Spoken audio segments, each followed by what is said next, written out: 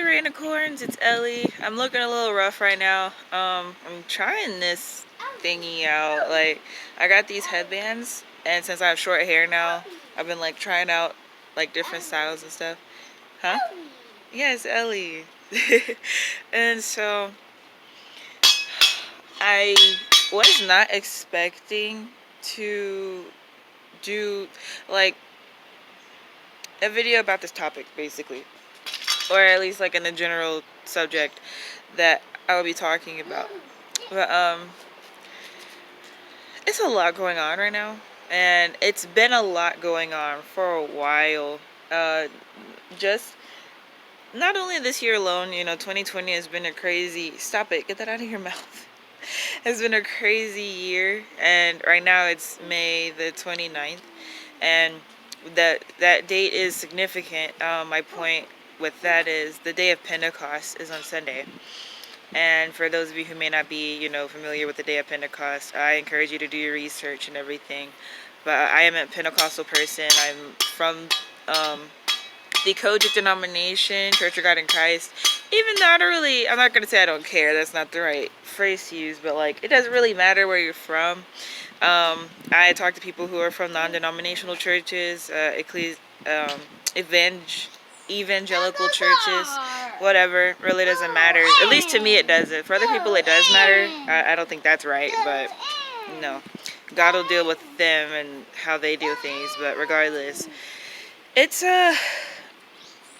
really sad what's going on, because even in the midst of COVID-19 and the global shutdown, economic shutdown, we still are dealing with racism.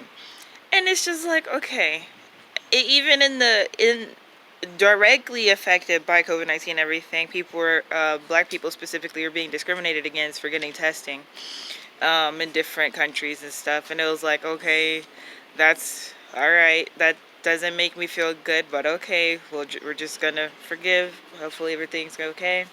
Then the situation, I'm not even gonna mention names. You know what I'm talking about. If you don't know, you can look it up. I just don't want to put too much emphasis on everything. But you had the situation with the white woman calling the police on a black man for telling her to put her dog on a leash. Doesn't make any sense. Then you have the situation where the police officer yet again kills another black person. And it's just like,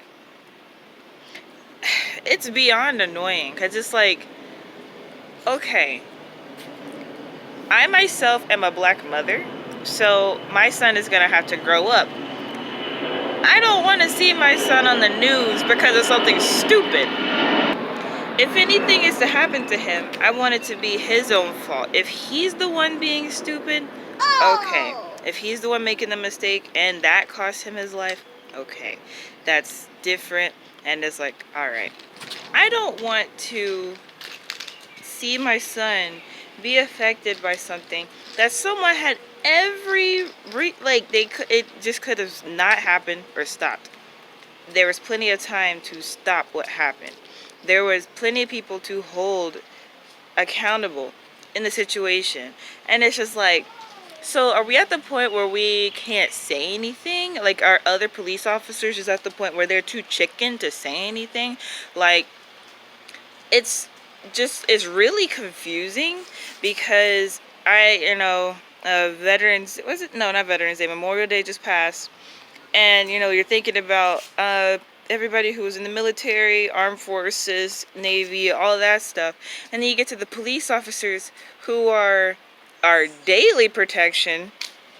And it's like, what is it that's so different about military people versus our everyday armed forces? Because they aren't strapped with guns 24/7. Even though police officers aren't literally strapped 24/7, their daily job is to have a gun on them. So it's like, okay, you have these people who have done terms in the military, who no longer are required to bear arms, who can still control themselves, and they carry guns, a lot of them. But then you have these people who are paid to carry guns, who are paid to carry weapons, who are paid to handcuff people on a daily basis. And it's like they don't have any self-control. Of course, I'm generalizing for this particular type of officer I'm talking about. You cannot put every single police officer into the category I'm talking about. You guys know exactly what I'm talking about. So it's like, okay, what exactly needs to happen? Because we've had this talk before. Back in the what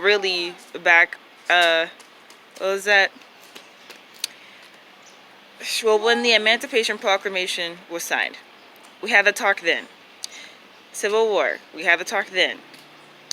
The Civil Rights Movement back in the 60s, we had the talk then. It is 2020. What is it going to take for you to understand that racism is not okay? Killing people because of their race is not okay. Calling the police on someone because of their race is not okay. Had that been a white man saying, hey lady, put your dog on a leash, being rude about it, mind you, if he was rude about it, the white lady either would have given him attitude back or done it or just ignored the situation. He wouldn't have gotten the police call on him. Yeah, don't even try to argue about that with me, because that is just not what happens to white men. White men don't get the police called on them for petty stuff, let alone actual dangerous things, mind you. That is a very serious thing, whereas like we get called the police on us for petty situations where white people can get away with almost anything without the police even being called. And it's like, sometimes it's like whatever, but when you factor in the fact that black people are constantly losing their lives due to police officers, you're exercising your false right to kill someone. You don't want to be held responsible for actually killing the person. If it happens with a police officer, yes, if it happens by a police officer, you're off the hook. But you're not. You're held accountable as well. At least in God's eyes you are. Because the thing is, situation is, depending on where you are, you know how law enforcement treats minorities, specifically black people, because of the history behind that and everything. So it's like, you're held just as accountable as the police officer that may kill that black person. But regardless, this shouldn't even be a conversation, and that's the whole point I'm trying to make. It's like, what exactly needs to be explained? What exactly should, I don't know, do politicians need to talk about this more? Do church leaders need to talk about this more? Do school teachers need to talk about this more? Like, does this need to be something taught in college to understand the point that we're at? We need to stop losing lives due to racism. We need to stop exercising racism and using law enforcement to exercise that false right. Bitch, you okay? You alright? But honestly, like, the day of Pentecost is here. I think I'm going to post this on the day of Pentecost. But it's like, okay, God has sent a lot of signals, okay? God has sent a lot of messages. He sent a lot of prophets out to share the message via social media, whether you know people personally and have just gotten random messages from people. The message has been circulating and getting around there, and now, due to the calendar, it's going to be exceedingly great. And I don't mean great as in like, woohoo, great. It's just going to be like great as in, whoa, okay, like, wow, that type of thing. And I don't want it to be negative, but it's like, look at the situation we're in right now. We can't even have an actual panic and we're still divided. And that just proves like how divided we were in the first place. It's like, despite everything going on, racism. And then after the racist part, what is up with you people rioting? That doesn't make any sense. I understand protesting. I understand, gathering together, even during the social distancing situation. I hope you guys are like wearing your mask and sanitizing yourselves and everything. But like you people looting, stealing things, burning places down, but busting car door windows. What? What actually is your objective? What actually is the point? How does that serve the purpose? Are you thinking? Are you using your brain? Or are you listening to your emotions and just going about how you feel? Because that is what gets people in the most trouble. Okay? Like, it's just sad. It's tired. And I can't say it's boring because people's lives are at stake literally. And but the how it's boring is like it happens too often. Yes. It happens too often, and it's like we have been asking for it to stop. And it's just I don't know what point we're at this point. But this part is for black people specifically. If you are black, cool, continue watching. If you're not, you can stop watching, but you can continue if you want to. But this book is called If Obama Had a Son, The Truth You've Never Thought About by Brandon B. Porter II. This is about basically getting past the title, how black people, young black people specifically, need to understand and incorporate what has happened in history for us to have a better future. Because at this point, asking other people to do it for us isn't working, as you can see. So it's like, we see what's going on. So at this point, we just need to focus on getting into positions of power, getting into, not in a way of like, abusing it or anything. But we need to be, presidents. We need to be politicians. We need to be pastors. We need to be police officers. That is a really important one. We need to be in law enforcement. We need to be teachers. We need to be people who are influencing people instead of just being employees. There's nothing wrong with being an employee, but there is a cap when you are an employee. There's a cap to the people you can influence. There is a cap to your finances. There is a cap. So even if you are an employee, it's smart to learn how to invest or start a side business. So, like I said, nothing wrong with being an employee, but you need to understand that having that as your only means of not just income, but also like means of communicating with people, you gotta have something else at this point, because it's life or death, literally. Like, I'm not gonna, unfortunately, it's just life or death. So it's like, not even, it's literally life or death. We just have to.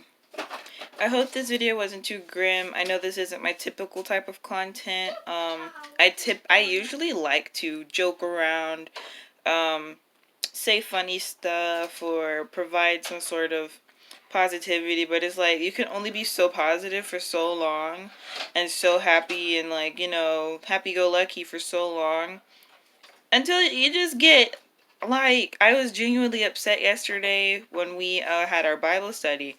It's just upsetting all around. The whole situation is upsetting, and there's like no part about it that you can joke about. I have a very, very dark sense of humor, and so like I made a social distancing joke, but that's as far as it can go. And if it wasn't the social distancing thing going on, I wouldn't have even been able to make that joke.